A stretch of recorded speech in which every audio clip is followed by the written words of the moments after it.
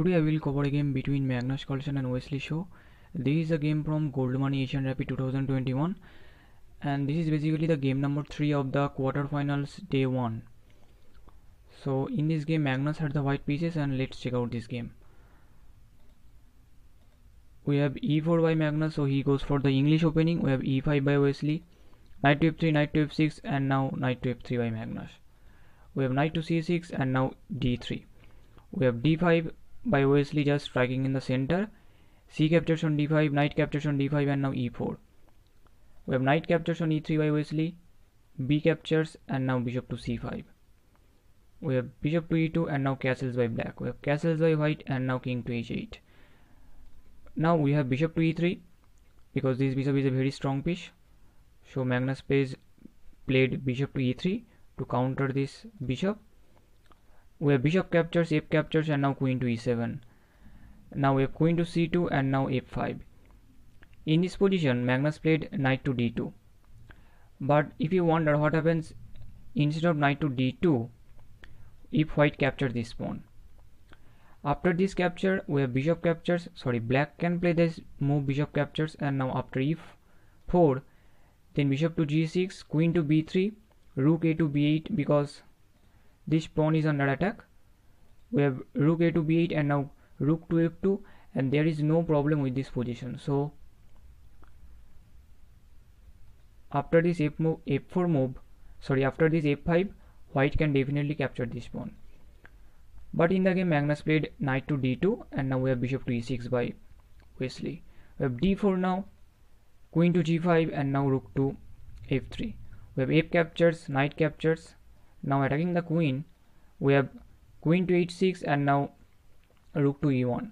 We have b6 now, and now knight to f2. We have knight to e7 and now queen to e4. We have e captures on d4, c captures, and now rook f to e8 and now queen to e5. Now we have bishop to d5. In this position Magnus played bishop to b5, just attacking the rook. So Wesley played rook to e7 and now even bishop to c6, and in this position you can see there is a double attack on this knight, and at the same time this bishop is also attacking the rook, and here you have to be very careful. In this position you have to play the perfect move. You will play something rook to d8 to defend this knight, then you will lose immediately, because after this move white can easily capture this knight. And if you capture the bishop, then white will pick up this rook, and if you capture the rook you might think okay there is no problem, but rook to f8 is actually checkmate. Okay, this is not checkmate, you can block with the bishop, but then rook captures, and this is totally winning position for white.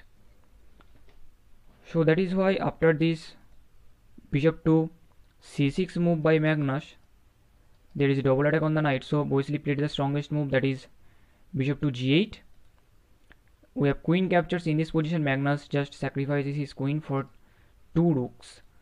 We have queen captures, knight captures, and now bishop captures on a8. We have queen to d6 now, and now even bishop to e4 by Magnus. We have c5 now, and now rook to d1.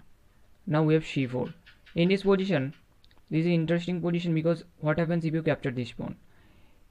If you capture this pawn, then white will first play rook to f8, and you can see this pawn is pinned. You can capture here because white will simply capture this queen. After queen to a3, now you can capture this pawn, and after g6 rook to d8 is possible, and after knight to f5 white can play bishop to d5, and you can see there is a double attack on this bishop. So you have to play knight to h6 to protect that, and now bishop captures, knight captures, and now even rook to c8. And after you play something queen to e7, then white can simply push this pawn, and after queen to d7 attacking the rook, now rook to c1 and knight to f6, and now d6. Knight to e8, bishop to e8, knight to e8, and now rook to c2. And you can't never capture this pawn, because if you capture this then rook to d2 and your knight will be lost, because there will be a double attack on the knight. So black can play king to g7, and after rook to e2 threatening e7, rook to e7 with check, this also wins the queen. So you have to capture the knight, you have to capture the pawn. There is no good move for black, and rook e to d1, and then you will lost your knight. So that is the point. After queen to a4, rook captures, and this is totally winning position for white. So after this move, rook to d1, Wesley played c4. So he created a fast pawn. Now we have bishop to b1 by Magnus, and now even c3. We have d5 by Magnus, and the point is, in this point you can capture the pawn, then e4 will win this piece. So Wesley played b5.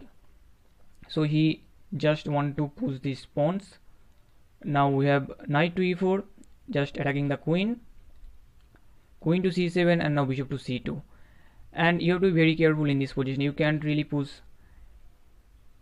d6, because if you push d6, then queen to d7 is possible, and if you capture the knight, then this queen can capture the rook, because this rook is undefended. So we have bishop to c2. Now d6 is a threat. We have knight captures on d5, and now rook to f8 by Magnus. Knight to e7, and now rook d to d8. We have h6 now, and now knight to d6. This knight is defended by the rook for the moment. Now we have g6, and now knight to c8. And the fact is, if you capture the knight, then white can simply capture this bishop with check, and after you move to king to g7, and this is just checkmate. Bishop captures on g6, this is just checkmate. So you can really capture the knight. So in the game, Wesley played queen to e5, but now we have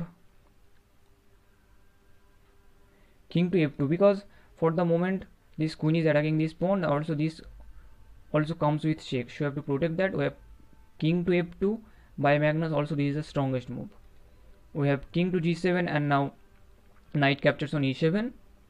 And if you capture this knight, then white can simply eliminate this bishop with check. Then later on he can capture this pawn also. So we have bishop to f7, knight captures, and now queen to e6. In this position, Magnus played bishop to b3. Now we can see this bishop is a very strong piece. Now we have queen to f6 with check, and now knight to f4. We have queen to h4 with check, and you can block with this pawn. You can play g3, because this queen will simply capture this pawn. So we have king to f3 by Magnus, and now bishop captures on b3. Pawn captures, and now even c2. But we have rook to g8 with check by Magnus, king to h7, and now even rook to h8 with check. King to g7, and now rook d to g8 with check, king to f7, and now rook to f8 with check. And you can see all the squares are covered. This is covered. This is covered by the knight.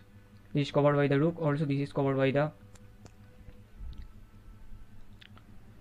these three squares are covered. You have only e7 or g7.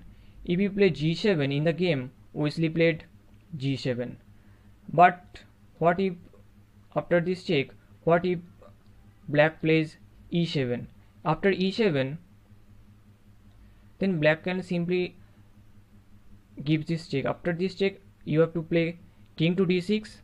Now you can capture the queen. Okay, you can see there is this move, c1 with queen, but this will not help black anymore. White can simply capture this one with check, and after you move, then rook to f7 with check. After king to e8, then rook captures on a7. Now white is threatening to give checkmate on h8.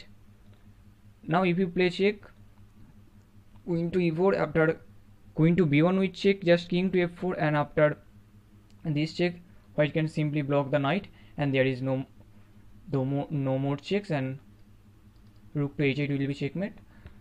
So that is the point. So after this move, after this check, Wesley played king to g7, but this is actually a mate in 4 moves. Magnus just played knight to e6 with check, and in this position Wesley So resigned the game. He resigned because you can see these squares are covered and you have to play king to g6. This is the only squares. Now white can simply deliver this check and there is no square left for the king, only is h5, and after you go to h5 then g4 with check.